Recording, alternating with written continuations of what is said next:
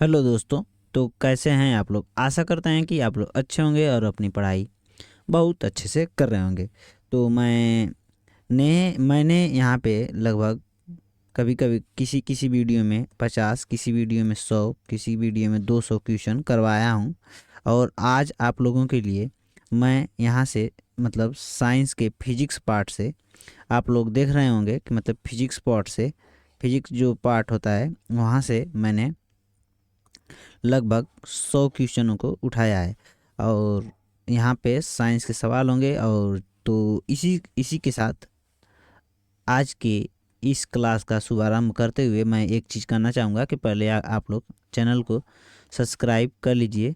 Subscribe करिए और video को लाइक करके अपने दोस्तों को शेयर कर दीजिए। तो चलिए देखते हैं। पहला सवाल है कि एक शिकारी ब्रिज पर बैठे हुए एक बंदर को गोली मारता है। देखिए, पहला ये सवाल थोड़ा अटपटा सा है कि एक शिकारी एक ब्रिज पर बैठे हुए बंदर को गोली मारता है। गोली चलाने के ठीक समय, यहाँ पे समय होना चाहिए, समय बाद बंदर कूद जाता है। तो कैसी दशा में उस दशा में क्या होगा, उस दशा में क्या होगा? तो गोली बंदर के सिर को भेद देगी। मतलब क्या होगा कि जैसे मान लीजिए कि यहाँ पे एक पेड़ पर बंदर बैठा है और यहाँ से कोई आदमी इस तरह से गोली चला रहा है। अगर गोली के साथ ही या बंदर गोली चलते ही बंदर कूद जाए तो एकदम तय है कि गोली इसको लग जाएगी, क्योंकि ये एक प्रक्षेप गति का एक उदाहरण होता है यह। आगे देखिएगा कि एक गेंद को क्षैतिज से किस कोण पर फेंकें कि वह अधिकतम दूरी को तय कर ले, तो वह होता है 45 डिग्री। 45 डिग्री का एंगल होता है जिस पर किसी भी भाला को आप लोग फेंक रहे हैं तो वह अधिकतम दूरी को तय करेगा, या किसी भी गेंद को आप लोग फेंक रहे हैं तो वह अधिकतम दूरी को तय करेगा। आगे देखिएगा कि एक प्रक्षेप्य का, एक सेकेंड, एक प्रक्षेप्य का वेग एक प्रक्षेप्य के वेग को दुगुना कर दिया जाए तो उसका अधिकतम परास होगा, मतलब 4 गुना हो जाएगा। परास का मतलब होता है रेंज।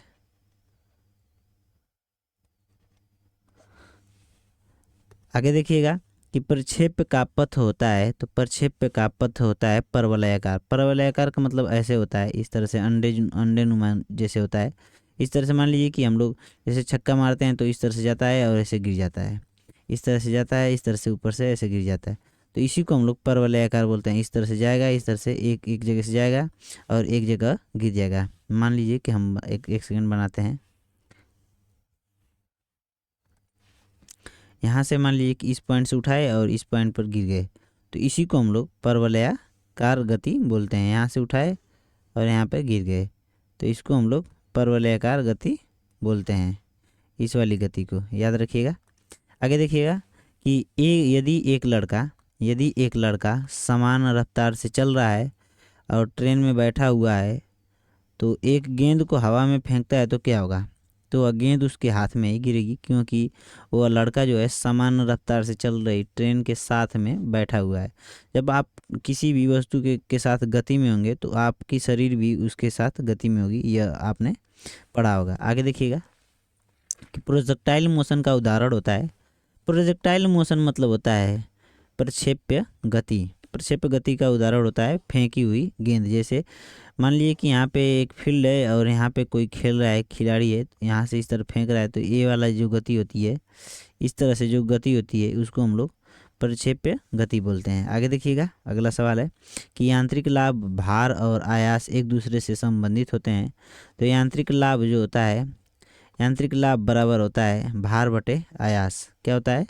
भार बटे आयास। याद रखिएगा, भार बटे आयास। अगला सवाल है कि किस उत्तोलक का यांत्रिक लाभ हमेशा 1 से कम होता है? मतलब किस उत्तोलक का मतलब यांत्रिक लाभ जो होता है 1 से कम होता है? तो जिसमें भार, आयास और आलम्ब, जिसमें भार जो होता है आयास और आलम्ब के बीच में होता है। भार और आयास और आलम्ब को समझते हैं। तो इसको समझने के लिए मैं एक चीज़ बनाता हूँ। यहाँ से एक आप लोग देखे होंगे इस तरह से झूला होता है, तो इसको जहाँ पर ये मतलब लटका हुआ होता है उसको हम लोग बोलते हैं आलम्ब। क्या बोलते हैं? आलम्ब। इस वाले पॉइंट को, यहाँ पे जो पॉइंट है, आलम्ब बोलेंगे। और यहाँ पे कोई मान लीजिए कि है भार, और यहाँ पे आयास। देखिए क्या होता है, यही चीज़ तराजू में होती है, भार और आयास। तो ये सब सिस्टम उत्तोलक पर ही काम करता है, तराजू और कैंची वैंची। आगे देखिएगा कि आभास क्या है? आभास नहीं होता है यार, ये आयास होता है। यहाँ पे आभास नहीं होना चाहिए, यहाँ पे आयास होना चाहिए। क्या होना चाहिए? आयास। आयास क्या है? तो वो बल जो लीवर पर लगाया जाता है उसको हम लोग आयास बल करते हैं। जैसे जो बल लीवर पर लगाया जाता है, लीवर जो होता है उस पर जो बल लगता है उसको हम लोग, लीवर आप लोग देखे होंगे, लीवर किसी भी चीज़ का बनाया जा सकता है, बांस का बनाया जा सकता है, पाइप का बनाया जा सकता है, किसी भी चीज़ का लीवर बनाया जा सकता है। लीवर मतलब एक देसी जुगाड़ होता है, उसी को लीवर बोल सकते हैं। देखिए एक लिफ्ट लिफ्ट पर रखी हुई जो,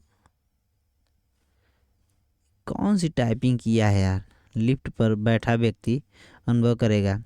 जैसे उसकी रस्सी टूट जाती है, तो जैसे लिफ्ट पर जैसे रस्सी यहाँ पे होना चाहिए, रस्सी टूट जाती है यहाँ पर टूट जाती है, तो क्या होना चाहिए? तो वो व्यक्ति कैसा अनुभव करेगा? जब रस्सी टूट जाएगी, लिफ्ट की रस्सी टूट जाएगी, तो वह व्यक्ति शून्य भार स्थित करता है, मतलब उसका भार शून्य हो जाता है। आगे देखिएगा कि बल युग्म का उदाहरण है। बल युग्म का उदाहरण होता है ढक्कन खोलना, नल खोलना आदि। आगे देखिएगा अगला सवाल है कि तृतीय श्रेणी के उत्तोलक, तृतीय श्रेणी के उत्तोलक के उदाहरण है चिमटा। देखिए उत्तोलक तीन प्रकार के होते हैं, उत्तोलक जो होते हैं तीन प्रकार के होते हैं, तो तृतीय श्रेणी का उत्तोलक का उदाहरण है चिमटा। और देखिए इन सब में समझने के लिए प्रथम श्रेणी, द्वितीय श्रेणी और तृतीय श्रेणी को किस तरह से समझेंगे? तृतीय श्रेणी को आप लिखेंगे भार, यहाँ पे दूसरे नंबर पर भार, तीसरे नंबर पर आयास और चौथे नंबर पर आलम्ब, पहले नंबर पर आलम्ब। आलम्ब। तो क्या करेंगे कि देखिए जो द्वितीयक जो उत्तोलक होते हैं उस उनमें भार बीच में होता है, और तृतीयक में आयास बीच में होता है, और प्रथम में आलम्ब बीच में होता है। तो ये सब जैसे मान लीजिए कि हम लोग कैंची से लेकर चलते हैं, कैंची एक उदाहरण लेते हैं। तो यहाँ पे मान लीजिए कि एक कैंची हम बनाए यहाँ से, और यहाँ पे इसका एक ऐसे बना दिए। अब देखिए ये वाला जो पॉइंट है, ये बीच वाला जो पॉइंट है, इसको हम लोग बोलेंगे आलम्ब। और यहाँ से जहाँ से हम लोग हाथ से मतलब जोर लगाते हैं उसको हम लोग बोलेंगे आयास। और यहाँ पर जो कोई वस्तु को काटता है तो इस वाले पॉइंट को हम लोग बोलेंगे भार, मतलब क्या होगा? भार। तो देखिए आलम्ब बीच में है, यानी यह प्रथम श्रेणी का उत्तोलक होता है। अब देखिए आलम्ब बीच में है तो प्रथम श्रेणी, अब इसी चीज़ को हम लोग दूसरे तरीके से बनाते हैं। दूसरा तीसरा तीसरी तृतीय श्रेणी का जो उत्तोलक है, तो इसमें अब देखिए भार को हम लोग बीच में करते हैं, सरौता बनाते हैं। सरौता देखिए यहाँ पे इस तरह से होता है, और इस तरह से कट के इस तरह से हो जाता है, यहाँ से ऐसे होता है, सरौता ऐसे हुआ ऐसे। और यहाँ पे बीच में ये जो है लाल लाल सुपारी रखी जाती है। अब देखिए भार जो है बीच में आ गया, यहाँ पे ये जो जुड़ा होता है जहाँ से मुड़ता है इसको हम लोग आलम्ब बोलते हैं। देखिए कैंची यहाँ से मुड़ रही थी, इसको हम लोग आलम्ब बोले, लेकिन अब सर होता है यहाँ से मुड़ रहा है तो इसको हम लोग आलम्ब बोलेंगे। अब जहाँ से जोर लगाएंगे वह किनारे हो गए। भार जो चीज़ मतलब जिस चीज़ को हम लोग काट रहे हैं या वह किसी चीज़ को मतलब पीस रहे हैं या कुछ भी कर रहे हैं, तो जिस पर वर्क हो रहा है उसको हम लोग बोलते हैं भार। तो भार जो होता है देखिए यहाँ पर बीच में आ गया, तो यह द्वितीय श्रेणी का उत्तोलक है। आप चिमटा को देखेंगे तो चिमटा कुछ इस तरीके से होता है, चिमटा इस तरीके से होता है। और एक सेकंड थोड़ा इसको सही से बनाते हैं, यहाँ से चिमटा इस तरह से बनाएंगे,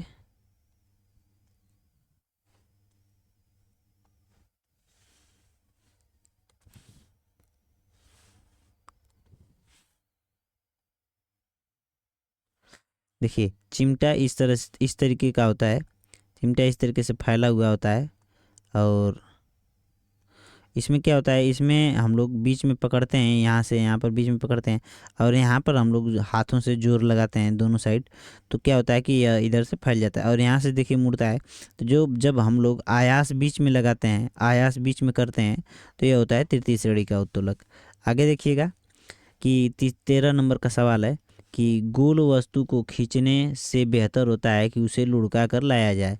यानी किसी गोल वस्तु को हम लोग ऐसे खींच रहे हैं तो उसमें ज़्यादा जान लगेगा, बल्कि इस गोल वस्तु को ऐसे ऐसे लुढ़का कर लाया जाए रोड पर। जैसे आप लोग देखते होंगे एलपीजी गैस सिलेंडर देखे होंगे, तो इसको आप लोग खींच कर मत ले जाया कीजिए, उसको लुढ़का कर ले जाएंगे तो ज़्यादा आसानी से चला जाएगा, क्योंकि सर्पी घर्षण की तुलना में लोटनी घर्षण कम लगता है। आगे देखिएगा कि भारी मशीनों के लिए स्नेहक के रूप में प्रयोग होता है तो ग्रेफाइट देखिए कार्बन का अपर रूप होता है, कार्बन का अपर रूप होता है,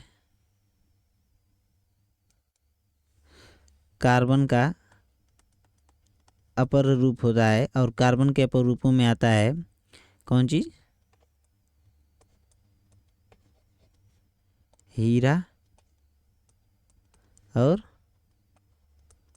ग्रेफाइट, और एक होता है बकमिनिस्टर फुलरिन, बकमिनिस्टर फुलरिन, बकमिनिस्टर फुलेरिन, ये सब तीनों होते हैं। देखिए कौन सा अपकारी बल होता है, अपकारी मतलब कि नुकसान करने वाला बल होता है, तो घर्षण बल होता है। घर्षण बल कहीं ना कहीं नुकसान ही करता है। आगे देखिएगा कि वास्तविक वस्तुओं की वह प्रवृत्ति जो उसे स्थिर या समान गति से गतिमान रहने के लिए प्रवृत्त करता है कहा जाता है तो जड़त्व। देखिए स्थिर, या ये देखिए कोई वस्तु स्थिर है तो वह स्थिर ही रहना चाहिए, कोई वस्तु गति में है तो वह गति में ही रहना चाहिए। यह मतलब गतिमान रहने के लिए प्रवृत्त करता है, मतलब वो कहलाता है जड़त्व। यह जड़त्व का नियम होता है। कार का ब्रेक पैड में घर्षण का कैसा गुण होता है, तो कार के ब्रेक पैड में घर्षण का सकारात्मक गुण होता है, मतलब वह सकारात्मक चीज़ के लिए लगाया जाता है, क्योंकि सकारात्मक नहीं रहेगा, नकारात्मक लगेगा तो कहीं ना कहीं नुकसान पहुंचाएगा। देखिए दो सतहों के बीच सतह की अनियमितता को परिणाम स्वरूप होता है। अनियमितता का मतलब समझिए कि एक सतह यह है, एक सतह है, इन दोनों के बीच मान लीजिए थोड़ी सी खुरदरी बना दी जाए, तो इसके वजह से कौन सा बल उत्पन्न होगा, क्या उत्पन्न होगा, तो घर्षण उत्पन्न होता है। दो सतहों के बीच अनियमितता का मतलब होता है कि रफनेस, क्या बोलते हैं, रफनेस को बोलेंगे, ये जो होता है अनियमितता पैदा करता है। आगे देखिएगा कि तय किया गया कार्य हार्स नहीं होता है बल्कि ऊर्जा के रूप में बदल जाता है, तो वो होता है, देखिए घर्षण में क्या होता है, यहाँ पे घर्षण होना चाहिए, घर्षण में तय किया गया कार्य क्या होता है, हार्स नहीं मतलब ख़त्म नहीं होता है, बल्कि वह ऊर्जा के रूप में बदल जाता है, तो वह कहलाता है तापीय ऊर्जा। घर्षण द्वारा जो बल होता है उत्पन्न, वो ख़त्म नहीं होता है, वो कहीं ना कहीं ताप ऊर्जा में बदल जाता है घर्षण के कारण। घर्षण बल कार्य करता है, तो घर्षण बल कार्य करता है गति की दिशा के विपरीत। मान लीजिए कि कोई गाड़ी है इस तरीके से, और वह यहाँ से इस तरह से गाड़ी है, तो ये जा रही है इधर को, इस साइड जा रही है और इस साइड जाएगी, तो यह गति इधर को कर रही है, और तो घर्षण किधर को लगेगा, इधर के लिए घर्षण लगेगा, क्योंकि जब इधर घर्षण लगेगा तभी गाड़ी इधर जाएगी आगे, मतलब दूसरी तरफ जाएगी। आगे देखिएगा कि यदि कोई गति कर रही वस्तु ऊपर कोई बल कार्य न करे तो वह रुक जाएगी। मतलब देखिए अगर कोई मान लीजिए कि कोई गाड़ी हम बनाए, यहाँ से एक सेकंड, थोड़ा सा हम 4 पहिया वाहन बनाते हैं, यहाँ से इस तरीके से, यहाँ से इस तरह बनाए, और ये मान लीजिए कि कोई मंत्री जी की गाड़ी है, और इसमें क्या हुआ है कि गति कर रही वस्तु पर के ऊपर कोई बल कार्य न करे, मतलब कोई बल मतलब ब्रेक न लगाया जाए, तो वह किस कारण रुक जाएगी, तो वह घर्षण के कारण एक एक न एक जगह जाकर आगे चलती जाएगी, घर्षण होता जाएगा रोड और चक्के के बीच में, तो वह रुक जाएगी अचानक, मतलब अचानक नहीं रुकेगी लेकिन रुक जाएगी। आगे देखिएगा कि सबसे न्यूनतम घर्षण बल होता है तो लोटनिक घर्षण सबसे न्यूनतम होता है। आगे देखिएगा कि एक गिलास में जो पानी से भरा हुआ है, एक गिलास जो पानी से पूरा भरा हुआ है, उसके नीचे एक कागज़ रखा जाता है, फिर कागज़ को खींचा जाता है, पानी गिरता है या नहीं, तो गिरता नहीं है, गिरता है या नहीं। तो मतलब देखिए क्या होगा कि मान लीजिए कि यहाँ से इस तरह से एक गिलास लिए और एक कागज़ लेते हैं, यहाँ से एक कागज़ लेते हैं और इसके नीचे लगा देते हैं, और ये रही मेज, मान लीजिए कि ये मेज है और हम लोग इस मेज पर एक कागज़ रखे हैं, ये मेज है इस तरीके से, और इस तरीके से मेज बन गई। और क्या हुआ कि यहाँ पे हम लोग इस मेज पर एक कागज़ रख दिए, एक कागज़ रखे और यहाँ से एक कागज़ रखे और उसके ऊपर हम लोग एक गिलास रख दिए जिसमें पानी रखा है। पानी से यह भरा हुआ गिलास है, और यह मान लीजिए कि पानी से भरा हुआ गिलास है। और उसके बाद क्या होता है कि यह पानी से मान लीजिए भरा हुआ गिलास है, अब इस कागज़ को पूरी तेज़ी से एक साइड खींचा जाता है, किसी भी साइड इस साइड खींचा जाता है, तो क्या होता है बहुत तेज़ी से खींचेंगे तो यह गिलास जस का तस वैसे ही रुक जाएगा, जैसे का तैसे वहीं पर रुक जाएगा। तो यह होता है जड़त्व के कारण, जड़त्व को यह बताता है, पानी गिरेगा नहीं। आगे देखिएगा कि सबसे न्यूनतम घर्षण बल जो होता है लोटनिक घर्षण बल होता है, ये तो बता दिए हैं। आगे देखिएगा कि किसी स्थिर या गतिशील वस्तु की स्थिति में तब तक कोई परिवर्तन नहीं होता होगा जब तक उस पर कोई बाह्य बल न लगे। तो यह नियम किसका है, तो न्यूटन के प्रथम नियम का। मतलब यह नियम है कि यदि कोई वस्तु गतिशील है तो वह गतिशील रहेगी, और कोई वस्तु अगर रुकी है तो वह रुकी हुई रहेगी जब तक कि उस पर कोई बाह्य बल न लगे। अगला सवाल है कि रेखीय समवेग संरक्षण बराबर होता है गति के तीसरे नियम के। रेखीय समवेग संरक्षण के सिद्धांत पर क्या कार्य करती हैं, रॉकेट कार्य करती हैं, और इस तरह से रॉकेट कार्य करती हैं। आगे देखिएगा कि जब कोई वस्तु अपनी स्थिति का विरोध करे तो उसे कहते हैं, जब कोई वस्तु अपनी स्थिति का विरोध करे तो हम लोग उसको क्या बोलते हैं, जड़त्व बोलते हैं। जड़त्व का मतलब होता है इनर्शिया, और जड़त्व की खोज सबसे पहले गैलीलियो ने की थी, याद रखिएगा। आगे देखिए कि किसी पिंड का वेग जो होता है समरूप कहा जाता है, तो किसके समरूप कहा जाता है, किसी पिंड का वेग समरूप कहा जाता है, तो वेग का मान और दिशा दोनों नियत होता है, तो वेग समरूप कहा जाता है इसी के माध्यम से। आगे देखिएगा कि एक गतिशील बस में अचानक ब्रेक लगने पर उसमें बैठा व्यक्ति आगे को झुक जाता है। जैसे क्या होता है कि मान लीजिए कि एक बस है और इसमें कोई व्यक्ति बैठा है, यानी खड़ा है मान लीजिए, और यहाँ पे ये बस ड्राइवर क्या किया, यहाँ से बस ड्राइवर ने अचानक ब्रेक मार दी। यह गाड़ी यहाँ पे ब्रेकर है मान लीजिए, तो यहाँ पे गाड़ी रुक गई अचानक, तो ए वाला आदमी क्या करेगा, धड़ाम से ऐसे यहाँ पे आगे गिर जाएगा।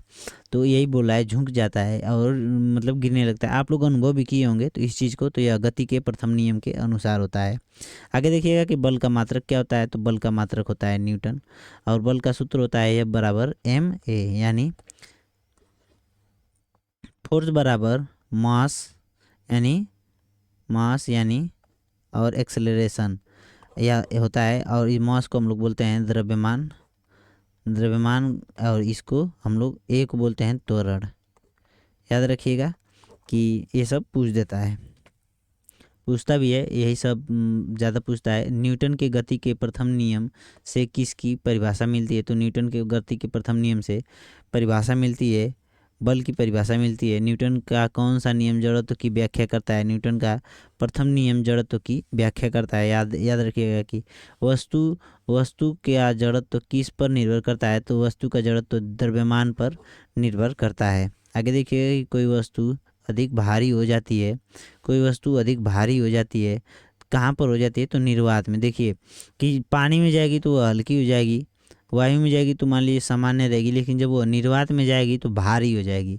निर्वात का मतलब होता है कि जहाँ पर वायु न हो। आगे देखिएगा कि यदि घोड़ा एकाएक चलना शुरू कर दे तो क्या होगा, तो उसमें क्या होता है, विश्राम का जड़त्व से घुड़सवार पीछे खिसकेगा। मतलब मान लीजिए कि एक घोड़ा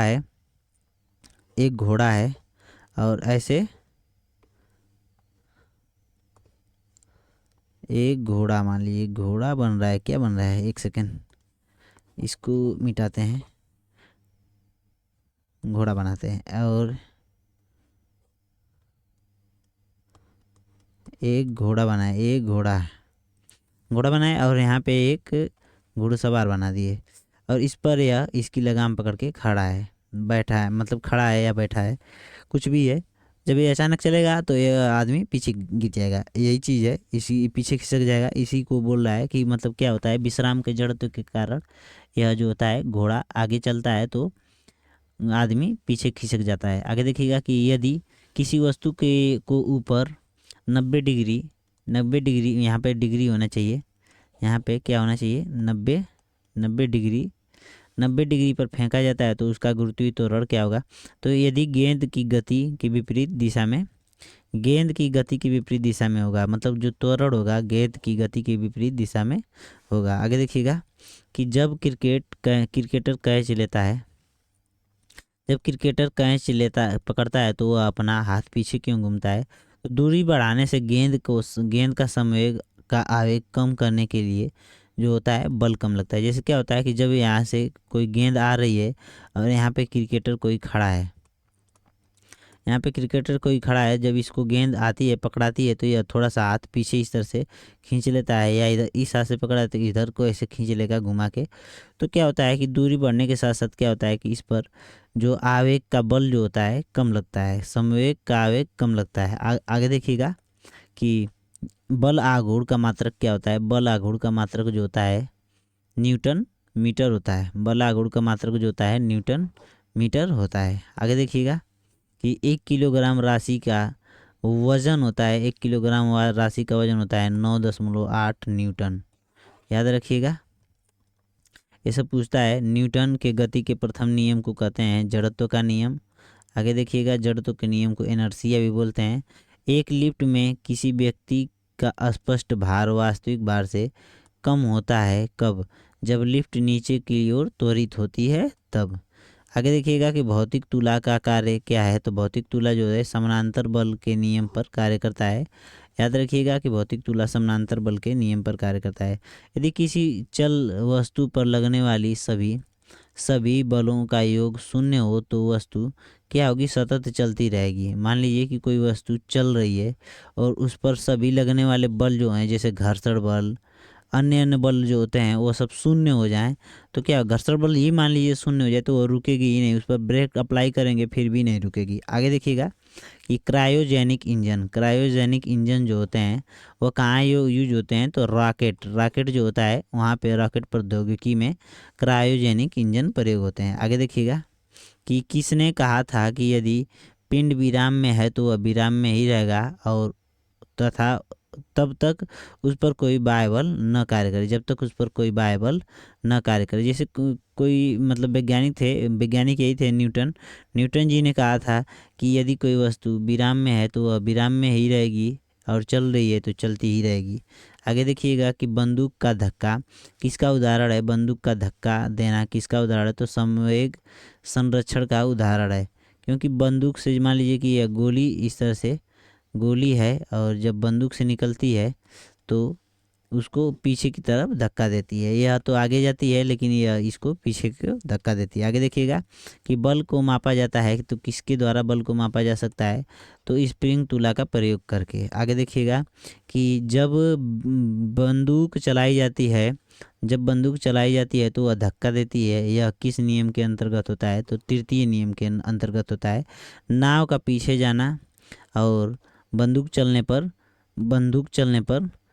बंदूक का झटका देना ये सब होता है न्यूटन के गति के तीसरे नियम के अनुसार। आगे देखिएगा कि किसी कण को साम्यावस्था में रखने के लिए कितने लिए बलों की न्यूनतम संख्या होती है, जो होती है 2 होती है।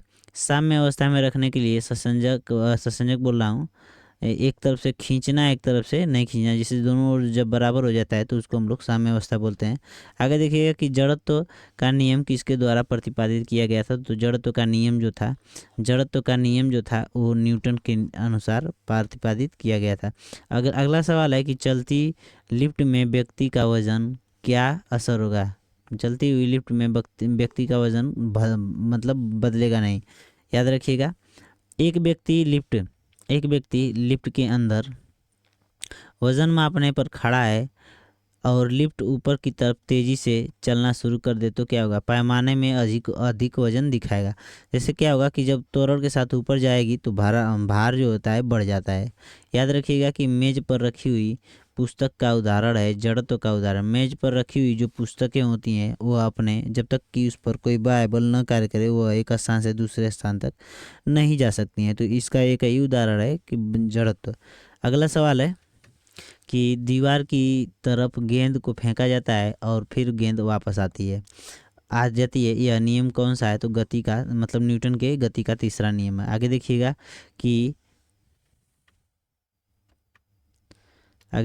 कि किस सिद्धांत के अनुसार वस्तुएं पानी में तैरती हैं। तो आर्किमिडीज का सिद्धांत होता है। आर्किमिडीज ने एक सिद्धांत दिया था, लॉ ऑफ फ्लोटिंग।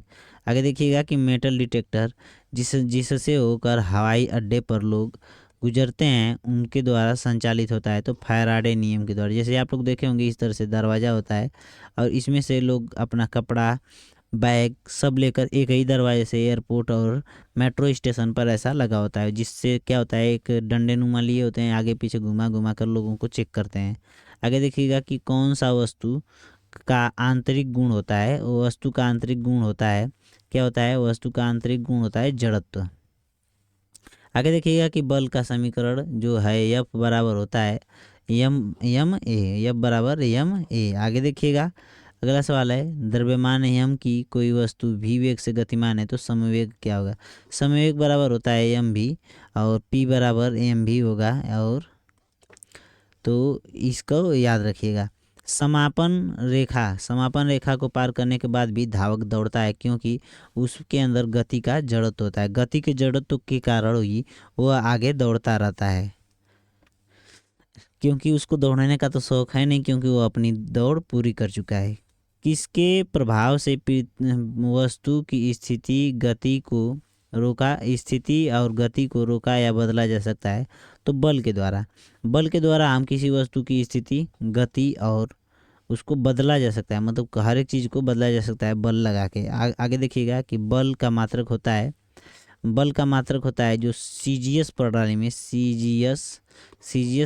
में 10 के पावर 5 डाइन होता है। डाइन इसको हम लोग बोलते हैं।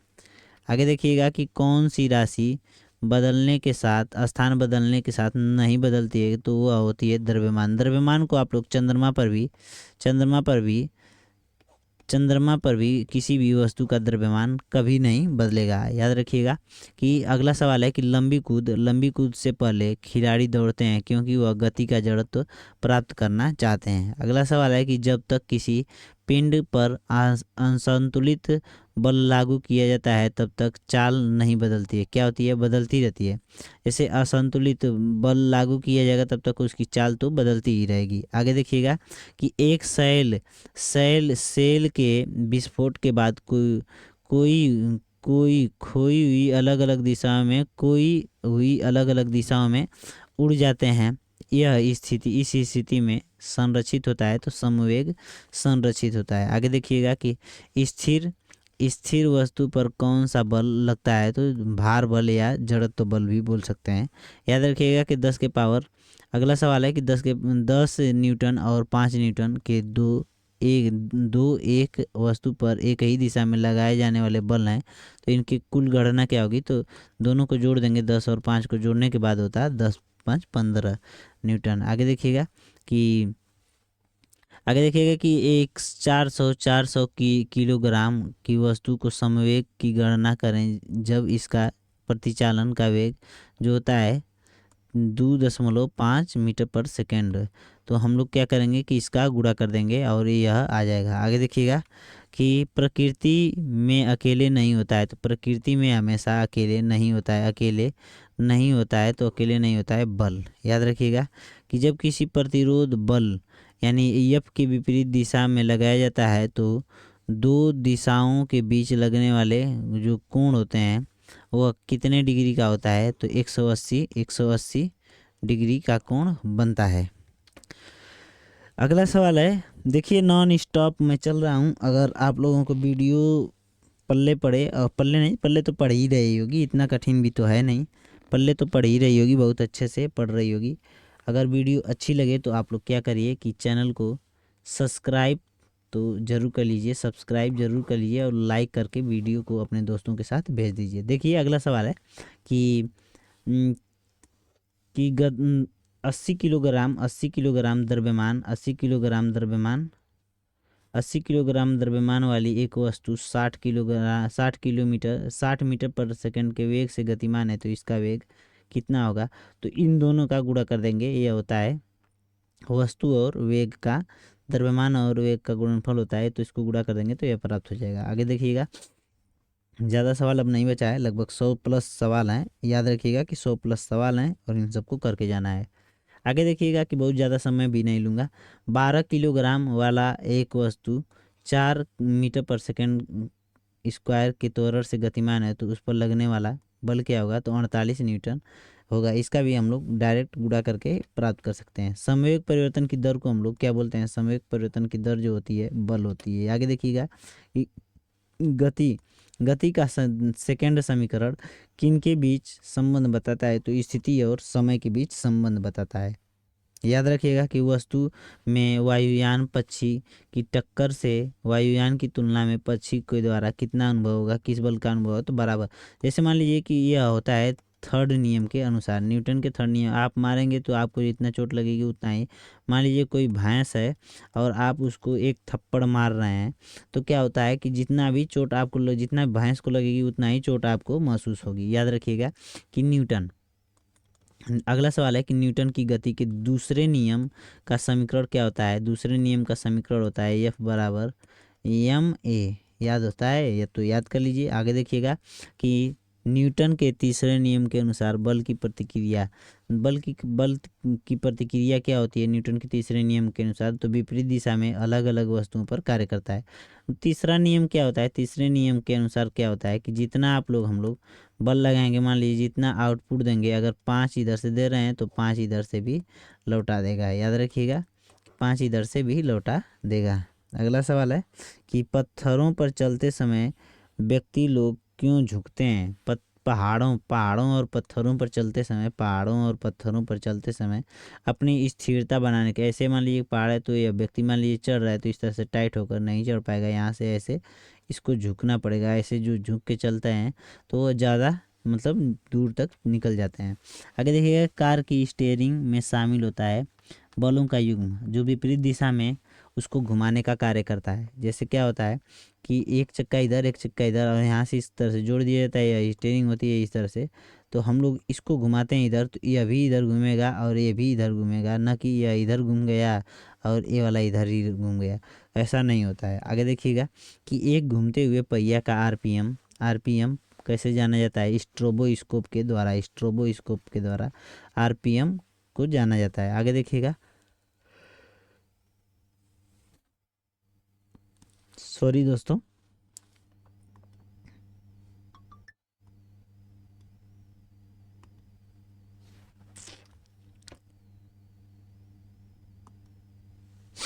आगे देखिएगा कि जब कोई पिंड एक नियत वेग से अनुदिश अचर गति करे तो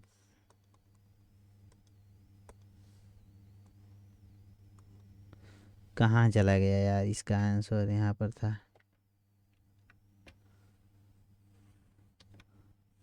देखिए यहाँ पर था, जब कोई पिंड एक नियत बल की अनुदिश अचर गति करे तो वह बोलते हैं उस पर कोई बल कार्य कर नहीं कर रहा होगा। यानी सही उत्तर नहीं है, नियत बल के कारण त्वरण होगा जिससे वेग बदलता रहेगा और कार्य होगा। मतलब क्या होता है कि जब नियत बल होता है तो उसके द्वारा क्या होता है कि कोई पिंड पर अगर नियत बल काम कर रहा है तो वह क्या होगा, त्वरण के कारण वेग बदलता रहेगा और कार्य होगा। आगे देखिएगा, थोड़ा पानी पी लें, 1 सेकेंड।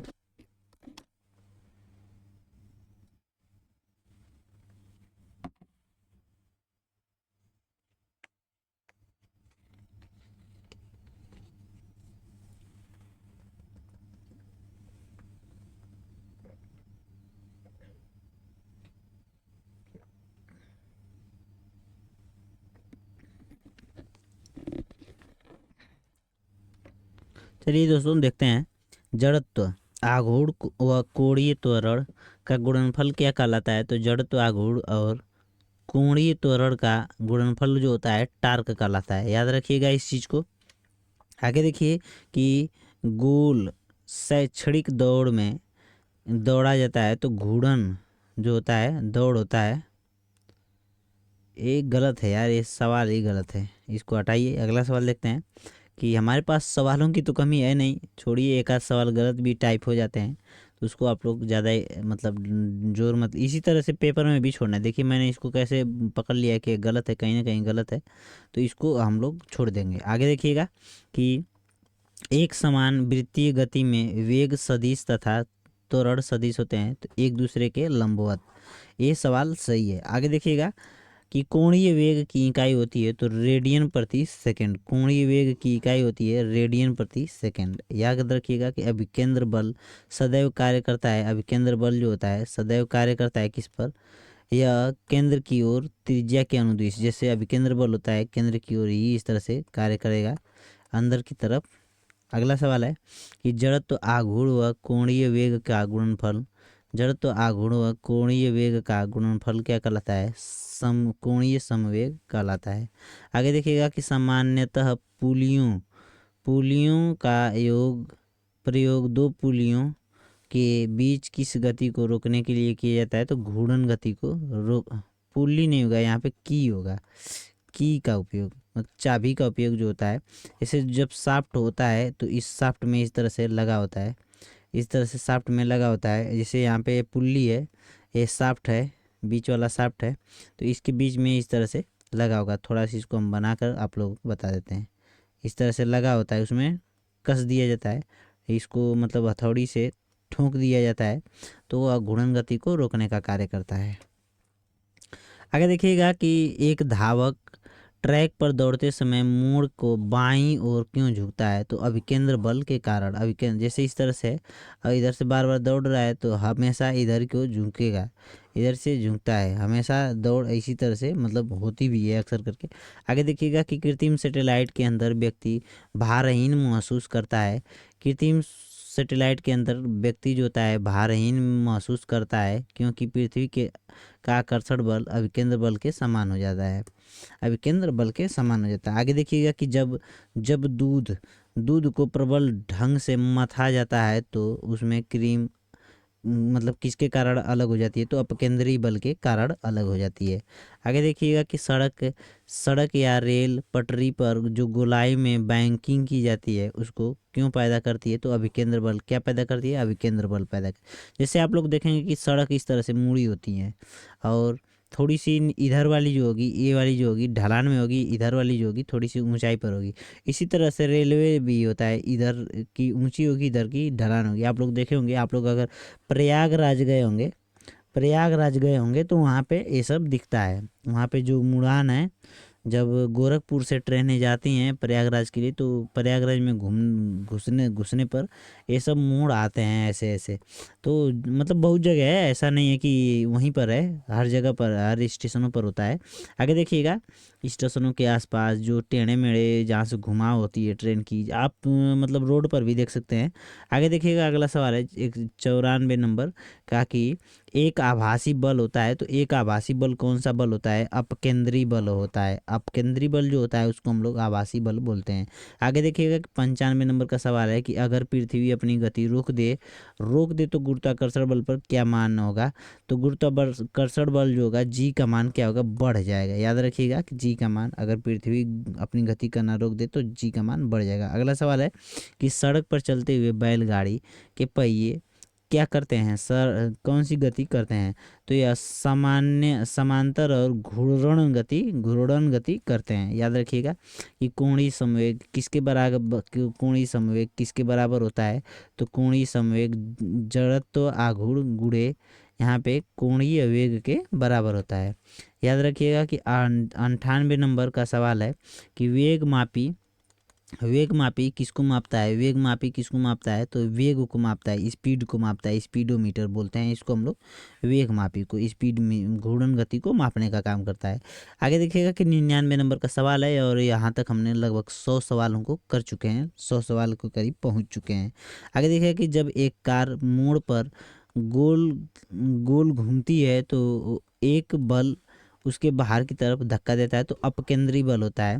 देखिए एक चीज़ इंटरेस्टिंग चीज़ बताते हैं, यहाँ से इस तरह से मान लीजिए कि मोड़ है और यहाँ से कोई कार जा रही है, मान लीजिए कि एक कार है यहाँ से जा रही है, इसका एक पहिया यहाँ पर, एक पहिया यहाँ पे, इस तरह से 4 पहिए हैं, इस तरह से जा रही, इधर जा रही, इधर जा रही, इधर जा रही।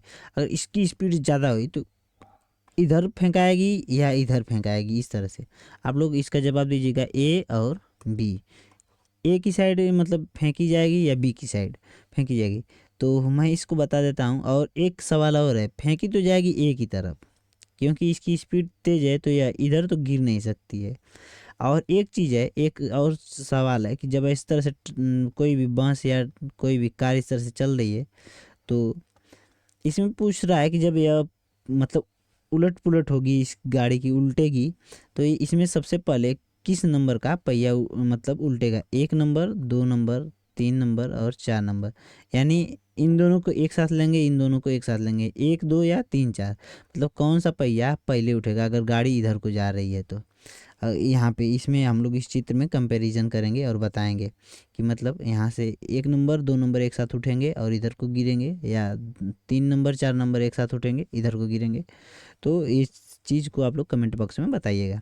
आगे देखिएगा कि लट्टू क्या करता है, लट्टू जो होता है केंद्राभिमुख बल पर नाचने का काम करता है। आगे देखिएगा कि रोलर कोस्टर आप लोग देखे होंगे। रोलर कोस्टर एक ऐसे होता है, एक ऐसी गाड़ी होती है इस तरह से रेल जैसे होती है, खूब टेढ़ा मेढ़ा एक रेल का एक रास्ता बना देता है, उस पर एक गाड़ी को चलाता है, तो ऊपर नीचे इस तरह से देखेंगे, इस तरह से घुमा घुमा के भी इस तरह होता है और वह बहुत अच्छा लगता है देखने में, बहुत मज़ा आता है घूमने पर।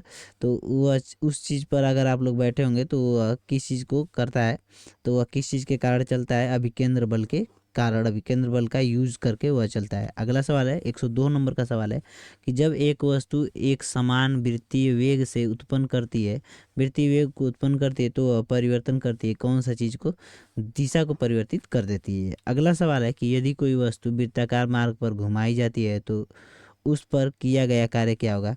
यदि कोई वस्तु वृत्ताकार मार्ग पर, अगर मान लीजिए कि कोई वस्तु वृत्ताकार मार्ग पर यहाँ से चलना प्रारंभ की, ए पॉइंट से चलना प्रारंभ की और यहाँ पे आ गई, तो विस्थापन तो हो ही नहीं रहा है, विस्थापन जीरो हो रहा है, विस्थापन जीरो होगा तो कार्य जो होगा जीरो होगा। कार्य जो होता है विस्थापन के पर अनुभव करता है और कोण पर अनुभव करता है, क्योंकि W बराबर एफ यस कास थीटा एक फार्मूला होता है, इसको आप लोग याद रख लीजिएगा, याद कर लीजिएगा। एक अगला सवाल है कि वह बिंदु जहाँ पर किसी वस्तु का संपूर्ण भार कार्य करता है, तो गुरुत्व केंद्र मान लीजिए किसी वस्तु का बीच में होता है, किसी वस्तु का इस तरह से यहाँ पे होता है, किसी वस्तु का इस तरह से यहाँ पे होता है, किसी वस्तु का उस केंद्र के मान लीजिए इस तरह से, तो इसका केंद्र उसी वस्तु के बाहर होता है, तो कहीं भी हो सकता है गुरुत्व केंद्र, वस्तु के अंदर भी हो सकता है, बाहर भी हो सकता है। अगला सवाल है कि कोणीय विस्थापन के लिए मूलभूत राशि कौन सी चीज़ है, तो कोणीय विस्थापन के लिए मूलभूत राशि जो होती है कोण होती है। अगला सवाल है कि अभिकेंद्र त्वरण, अब ज़्यादा सवाल नहीं है, बस 2-4 सवाल बचे हैं। अभिकेंद्र त्वरण जो है एक नियत त्वरण नहीं है, समान वृत्तीय गति में त्वरण का परिणाम नियत रहता है पर दिशा बदलती रहती है। अभिकेंद्र त्वरण क्या है, एक अभी मतलब हमेशा के लिए नियत त्वरण नहीं है, याद रखिएगा। याद रखिएगा कि अगला सवाल है कि एक वस्तु जिसका द्रव्यमान m है, एक वस्तु जिसका द्रव्यमान m है एक समान वृत्तीय गति से एक क्षैतिज तल में गतिमान है, तो वह संरक्षित करेगी समवेग कोण को, कोणीय समवेग को वह संरक्षित रखेगी अगर वह ऐसे चल रही है तो। आगे देखिएगा कि 108 नंबर का सवाल है कि चलते प्लेटफार्म, जैसे कोई गाड़ी चल रही है पर यदि कोई व्यक्ति व्यक्ति किनारे पर खड़ा है, तो यदि तेज़ी से रेल आ जाती है तो क्या होगा कि रेलगाड़ी की ओर आदमी खींच जाता है। जैसे मान लीजिए कि ये पटरी है और यहाँ पे प्लेटफार्म है, यहाँ पे इस तरह से प्लेटफार्म है और आप यहाँ पे खड़े हैं और यहाँ से एक पटरी और यहाँ पे इस पर ट्रेन आ रही है। तो ट्रेन आ रही है, मान लीजिए कि ट्रेन की स्पीड है 50 एक सौ किलोमीटर प्रति घंटा, 100 किलोमीटर प्रति घंटा। तो क्या होगा कि जब ट्रेन आएगी बहुत फास्ट आएगी और आप यहाँ पे खड़े रहेंगे, तो क्या करेगा, बर्नौली प्रमेय के अनुसार जब यहाँ से तेज़ी से गुजरेगी तो यहाँ का दबाव कम हो जाएगा, और जब यहाँ से दबाव ज़्यादा वाली हवाएं क्या होंगी, आप ही को धकेल देंगी और आप उसी में मतलब लड़ जाएंगे ट्रेन में। याद रखिएगा। अगला सवाल है कि एक रॉकेट का वेग जो है 400 मीटर पर सेकेंड है और उसका मतलब गैस निकलने की जो दर है वह 0.05% मतलब किलोग्राम पर सेकेंड है। तो रॉकेट का त्वरण कितना होगा, तो उसको हम लोग गुणा कर देंगे तो 20 आ जाएगा। बस इतना ही सवाल था और मैं आशा करता हूँ कि आप लोगों को ये सब सवाल समझ में आए होंगे। और आप लोग क्या करिएगा कि वीडियो को सबसे पहले लाइक करिएगा और अपने दोस्तों को शेयर कर भी करिएगा, और चैनल को सब्सक्राइब तो ज़रूर करिएगा, क्योंकि मैं इतनी मेहनत करता हूँ, इतने सवाल लाता हूँ, और इतने सवाल लाने के बाद भी अगर आप लोग मेरे लिए इतना नहीं कर सकते हैं तो मुझको तो थोड़ा मतलब दिक्कत होगी। और अगर आप लोग मेरा एक काम करेंगे कि चैनल को सब्सक्राइब कर लेंगे और वीडियो को लाइक करके अपने दोस्तों को भेजेंगे, जिससे चैनल पर लोग जुड़ेंगे, तो मुझको मेहनत करने का एक मतलब मोटिवेशन मिलेगा और मैं अपना काम करता रहूँगा। तो इसी के साथ जय हिंद जय भारत, मिलते हैं अगली वीडियो में। अगली वीडियो भी इसी तरह से खतरनाक क्वेश्चनों को लेकर आता रहूँगा, और आप लोग लाइक और शेयर करके अपने इस दोस्त का मनोबल जरूर बढ़ाइएगा। धन्यवाद। जय हिंद जय भारत।